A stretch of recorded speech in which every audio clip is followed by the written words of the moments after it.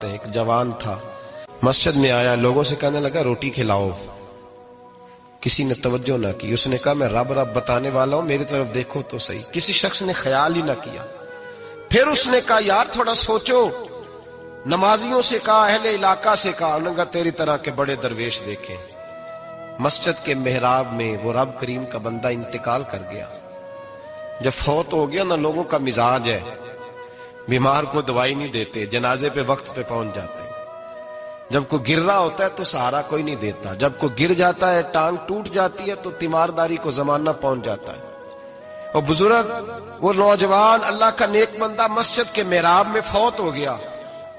حضرت فضیل ابن عیاض کہتے ہیں امام صاحب نے اعلان کیا چندہ دو، کوئی لاوارث فوت ہو گیا، کفن دینا. چندہ اکٹھا ہوا، کفن خریدا، جنازہ پڑا. عشاء کے بعد دفن کر کے آئے. فجر کی نماز کے لیے جب امام اور مؤذن مسجد میں آئے تو چیخیں مارنے لگے، تڑپنے لگے. دور دور تک آوازیں پھیل گئی، دنیا دوڑی آئی. کیا ہوا؟ کہنے لگے وہ جو تم نے کفن پہنایا تھا وہ یہاں پڑا ہوا ہے، اور دیکھو کفن پہ تحریر لکھی ہے. تحریر کیا ہے؟ عرش کے مالک نے فرمایا میرے دوست نے روٹی مانگی، تم نے دی نہیں. اس نے تمہیں میرے قریب کرنے کے لیے اپنی طرف توجہ کرائی، تم نے کی نہیں.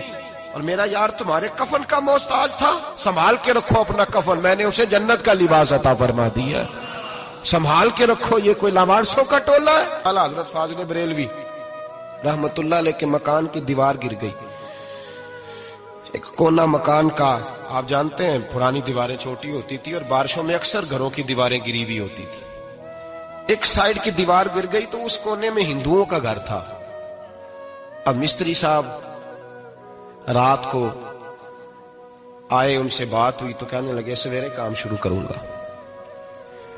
کہا ایک دو صاحب نے کہ ہندوؤں کا گھر ساتھ ہے اور وہ دشمن بھی بڑے زیادہ ہیں، تو رات کو ہی ہو جائے. کہنے لگا جی نہیں میری مجبوری ہے، مزدور کہاں سے لاؤں گا، بڑے معاملات ہیں، سویرے شروع ہوگی. اب رات کو مولانا ظفر الدین بہاری علیہ رحمہ کہتے ہیں بچے مدرسے کے، باقی سارے لوگ، سب کو جمع کیا گیا. چونکہ اس طرف سے تھوڑا خطرہ تھا ہندوؤں کی جانب سے. کہا جناب یہ بڑے دشمن ہیں اسلام کے، تو اس طرح کرو کہ دو تین بچوں کی ڈیوٹی لگائیں یا کچھ لوگوں کی یہاں رات کو پہرا دیا جائے. ٹھنڈ بھی بڑی زیادہ تھی، کھڑا ہونا بھی مشکل تھا. اعلیٰ حضرت رحمت اللہ علیہ عشاء کی نماز کے بعد جلدی حجرہ خاص میں تشریف لے جاتے تھے. اس رات جب دیکھا نا باہر شور ہو رہا ہے تو اسی طرح سر پہ ایک رومال لپیٹا تو باہر آ گئے. کہنے لگے کیا شور ہے؟ کہ حضور سردی ذرا زیادہ ہے تو یہاں کسی کی ڈیوٹی لگانی ہے پہرے کی.